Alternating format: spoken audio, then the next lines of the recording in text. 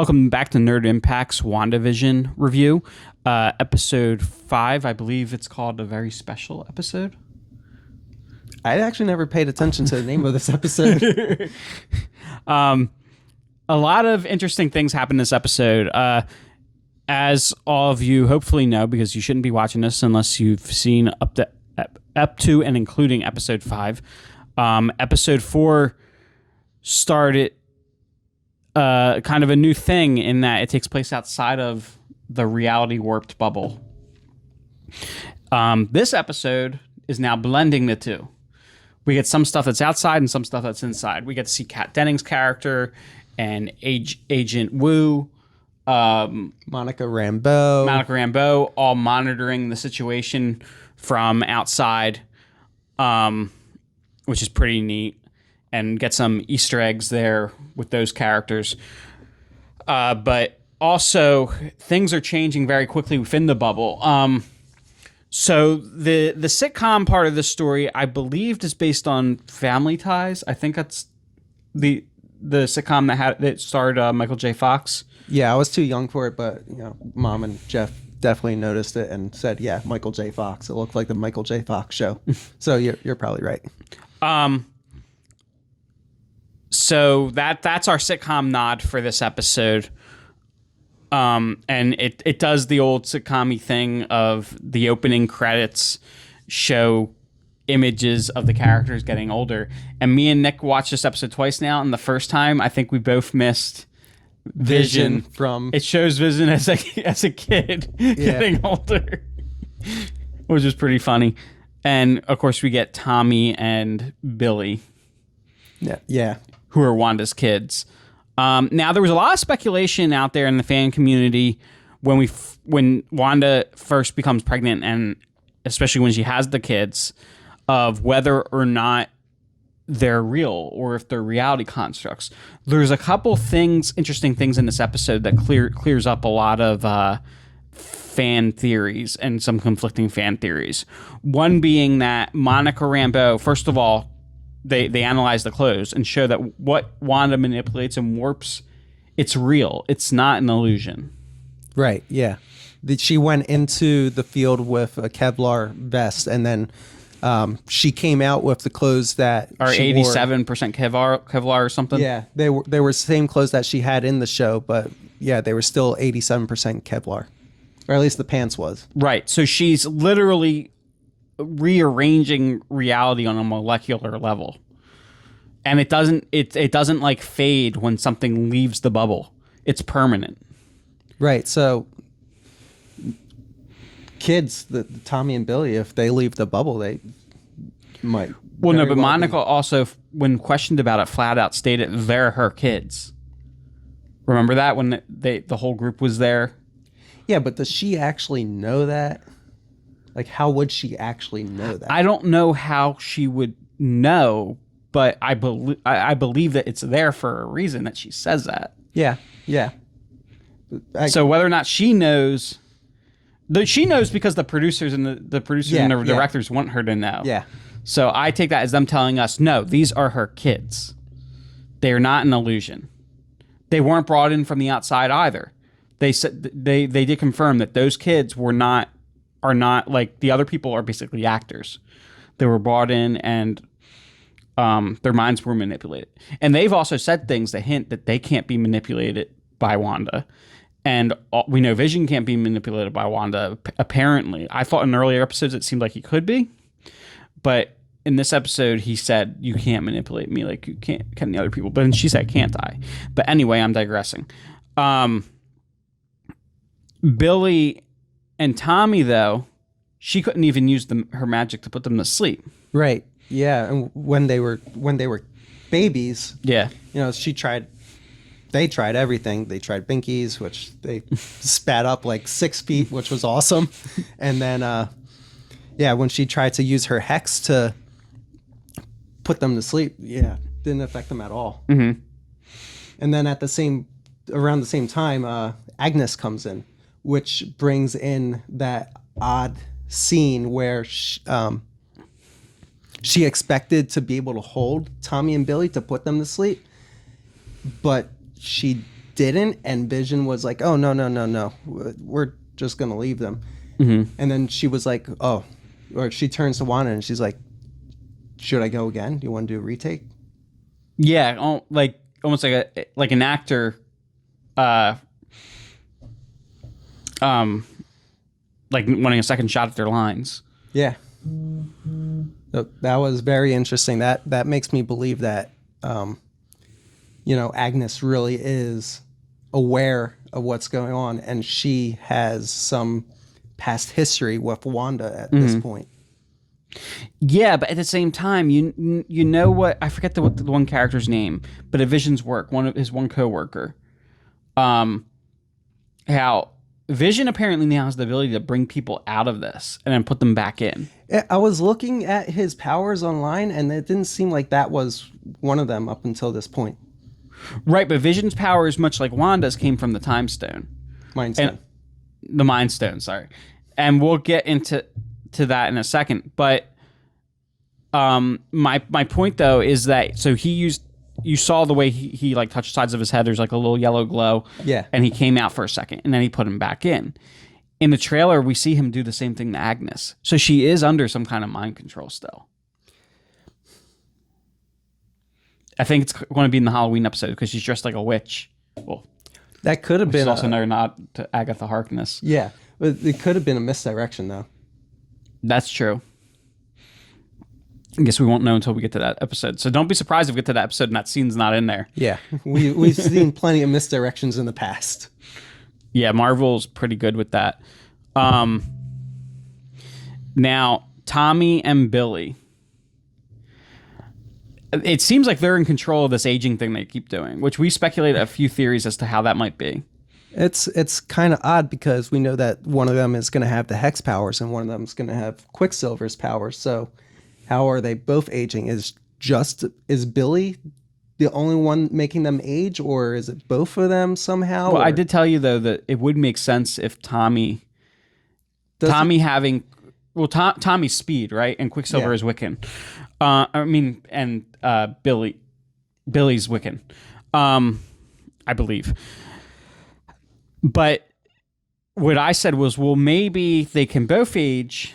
It's probably simpler. It makes more sense if it's just Billy aging them both. Right. But my other theory was, what if in this universe, in the MCU, they each have both Quicksilver and Wanda's powers? Yeah. But the other theory was, because he has speed powers, maybe he also has the ability to accelerate his own aging when he chooses to. Maybe he has like cellular and molecular control over his powers.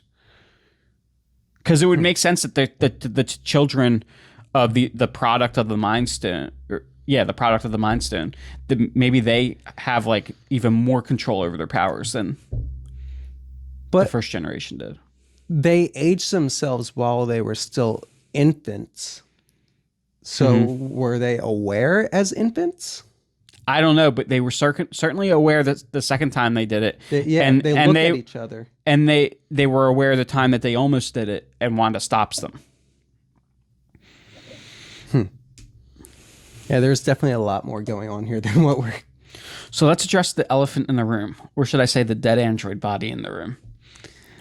One debate that I think everybody who's been following all this and who regularly watches YouTube reviews has seen is that a lot of people were speculating whether or not, and I've seen this on both sides, whether or not that scene we got of Vision, zombie Vision, was that Wanda for a second, like the veil was down and she was seeing the way that he really is right now?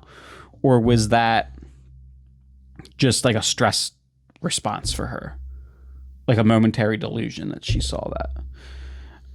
And we got our answer. She reanimated Vision's corpse. Now that brings in the question, if he's reanimated when he leaves the bubble, will he die again? I would say no. I would say no too, judging from the Kevlar pants. Mm-hmm.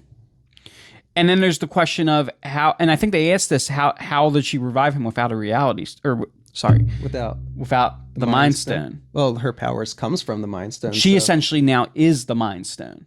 Mm-hmm. So she could imbue that power in him to, give him that last piece that he needs to be living again. Mm-hmm.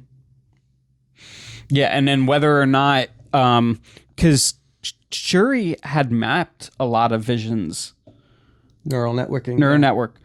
So I do wonder if that came into play at all. Like maybe at some point we're going to find out that Wanda broke into Wakanda and stole something, or I don't know. And then she just bridged the remaining gap with her powers. Though it is important to note that Vision did say in this episode that he doesn't have any memories of anything before Westview. So she reanimated him, but she couldn't restore his memory, it sounds like. It also sounds like she doesn't have complete control of what's going on. Mm-hmm. Well, that's what I think, because she said she doesn't know how they got there. She doesn't know how it all started, or how she doesn't know how that all started. Mm-hmm. So I think my opinion is she's being manipulated somehow, and she's been lured there. You're still thinking the Agatha Harkness Mephisto thing? I think, I think they're feeding off of her. I think they're using her powers to maybe bring Mephisto over into that world. Mm-hmm. Well, I do, because Agatha and Mephisto stole the babies in the comics, right? And then Mephisto reabsorbed them into himself. Yeah, the babies were made from part of Mephisto. I think for the small percentage of the audience that's actually familiar with that story, that's why Agatha comes in and then the babies disappear. My first thought was that Agatha took the babies. Yeah, that was mine too. It's like, oh shit, this is going to get dark. Although it can't get much darker than the bedroom scene we saw in the second episode where Wanda pushes the beds together. We can now reframe that whole thing into the fact that Vision is a reanimated corpse. It makes that whole scene a lot darker. Yeah. Well, he's a synthezoid, so it's not like he's completely organic. Mm-hmm. Yeah, and he let's put it this way too. She did bring him back to life. It's still weird though. It's still weird. But anyway, so where are we at story-wise? We were talking Agnes a little. Right. Now, the other scene involving Agnes, let's rewind a second, as Wanda does. Let's rewind. So what'd you think about... So Monica called a friend. They were talking about building this vehicle to be able to enter Westview safely. Something that can... It's radiation-proof, all these different types of radiation, seismic... Whatever, yeah. All the stuff that they need to go through and be protected from the radiation and essentially maintain their memories, maintain themselves. Mm-hmm. But she mentions about having an aerospace engineer friend. Yeah, and we have a few theories on who that might be. I fully believe it's going to be Reed Richards. Although Chris has made a speculation that it's going to be the Blue Marvel. Dr. Brescier, because he's one of the smartest men in the Marvel universe, and he does, if I remember correctly, have a relationship with Monica Rambeau in the comics. Have a friendship, and I believe she's part of his team, the Ultimates. My connection with Reed Richards is that he made the spacecraft that was supposed to block radiation. Like he invested his engineering skills into that technology.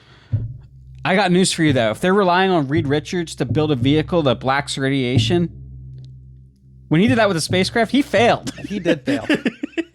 That is important to note. But what if he learned from his failure? He failed. I mean, it led to them all getting superpowers, but the thing is permanently deformed because of it. What if he goes in with his own team of 4 in this vehicle, and that's how the Fantastic Four is born in the MCU? Huh. That's a thought. Well, it's out there.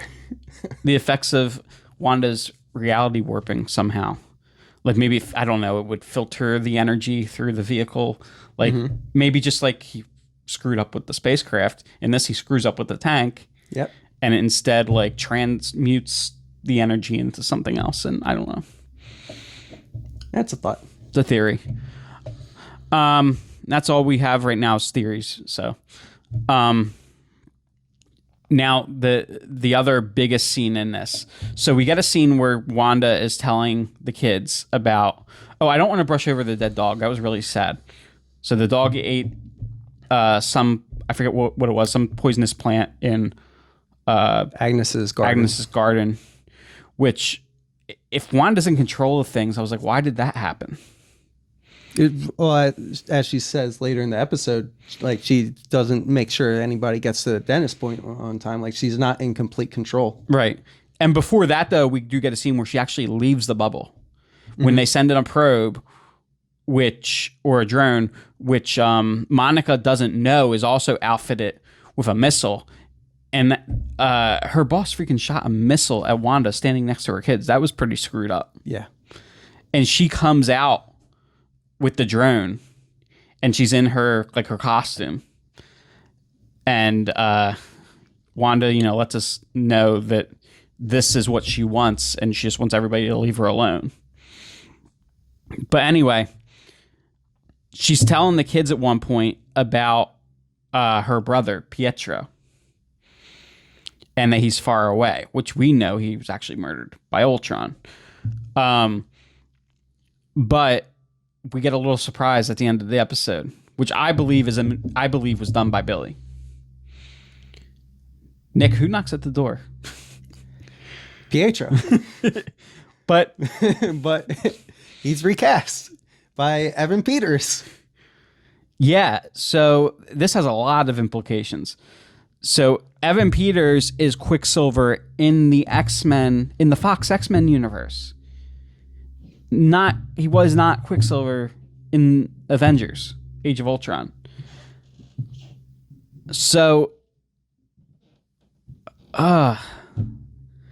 what is it? Just a nod to the fans? Did they just recast? Is somebody being manipulated to believe they're Pietro so that Wanda can have Pietro back? And they're just making that Evan Peters as an Easter egg? Or is Evan Peters somehow ripped out of his reality and brought into this one? I think different worlds are bleeding into each other.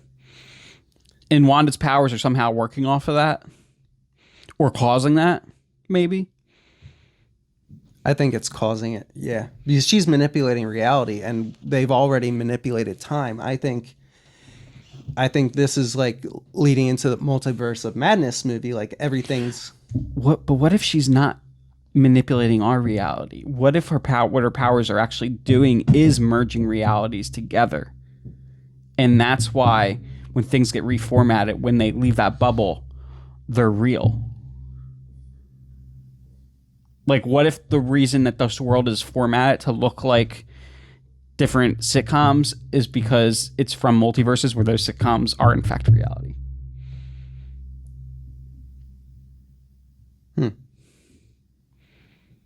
So we'll get to see characters being brought in from different realities too. Yeah. I think everything's just tangled. That's where I stand. So the other implication of this, though, is you can forget that thing that 3 years ago Kevin Feige stated that his plans for the next 5 years would not be changed by the Fox Marvel deal. We can just completely ignore that now, because Evan Peters being brought in as Quicksilver immediately negates that.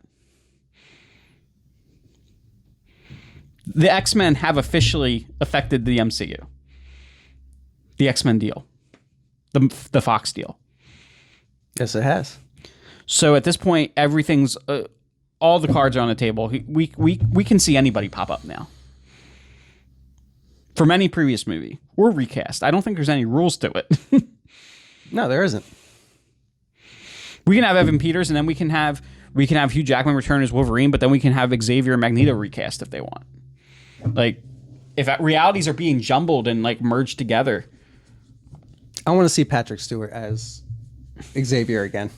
Well, Patrick Stewart did have a meeting with Kevin Feige, and Kevin Feige apparently was trying to talk him into coming back. And Patrick Stewart claims happen is that he likes the end that his character had. I don't know if I believe that. I think he was truthful about his meeting with Kevin Feige. I think he may have lied, though, of the outcome of that meeting. I think so, too. Because they hide any casting from us. Well, it's like when, what's her name, was cast as She-Hulk, and she came out and publicly said, I don't know where this rumor came from. I haven't been approached by anybody. I'm not playing She-Hulk. Yeah. And then what happened a little bit later? They announced that she is, in fact, playing She-Hulk.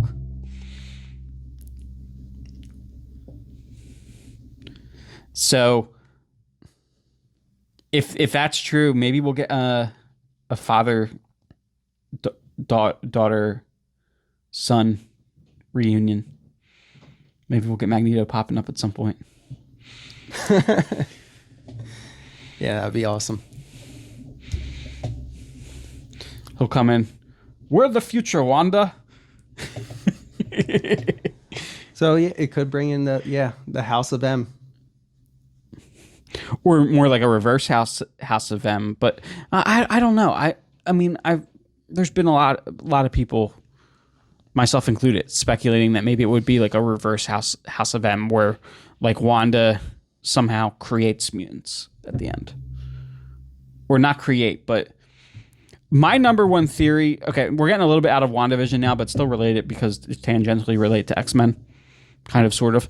Well, now it is with Evan Peters as Quicksilver, but my theory is still kind of that I think for whatever reason mutants existed at one point, and through a group of mutants, both high-powered telepaths like Xavier, and maybe even ones with reality manipulation powers, that history, either literally or within the minds of the entire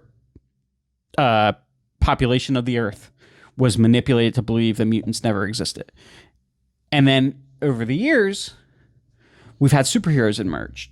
And now Xavier believes that now's the time that people can accept that mutants exist. Think maybe Xavier wiped everybody's minds? Yeah. And that now he might restore those memories. So part of me believes that mutants existed before we even are introduced to the MCU. Okay, I can see that.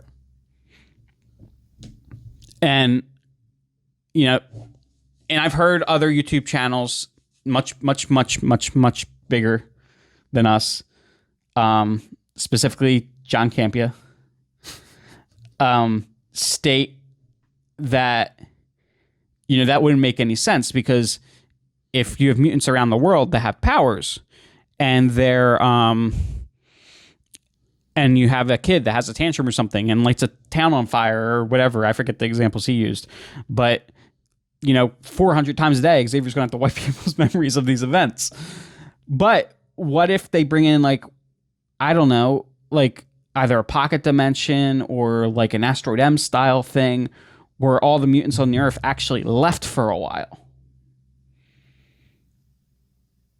Or they're living on that one island, the Genosha. Yeah. Yeah, I don't know. There's lots of things that could happen. But also, another theory is in the comics you have mutants and you have mutates. Mutates are people with dormant X genes, and like the Hulk. You think maybe they were suppressed?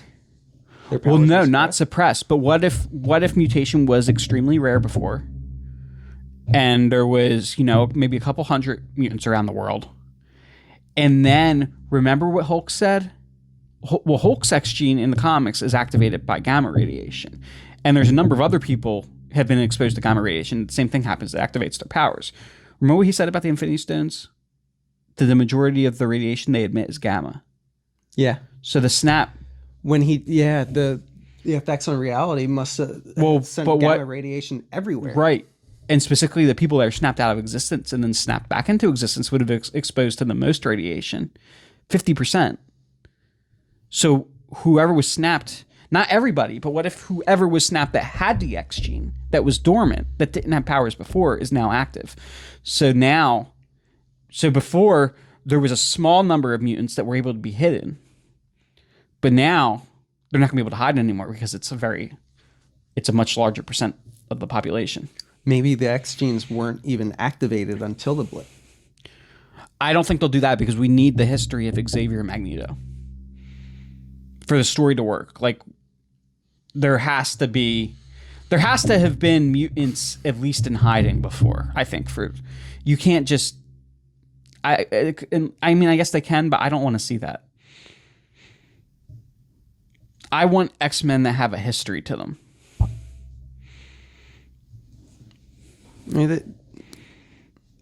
Okay. There could have been an Xavier school for gifted youngsters that like scooped up as much of the small mutant population as they could. So we could have had Xavier school could have existed for years. But now it creates a problem for the X-Men. And now they need to go public. And now they need to try to protect all these new mutants. Tell me it's not the best X-Men pitch you've heard for the MCU so far.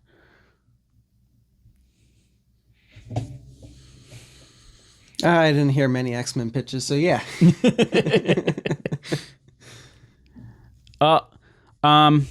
Nick, any other theories on what or anything else you want to talk about on this episode?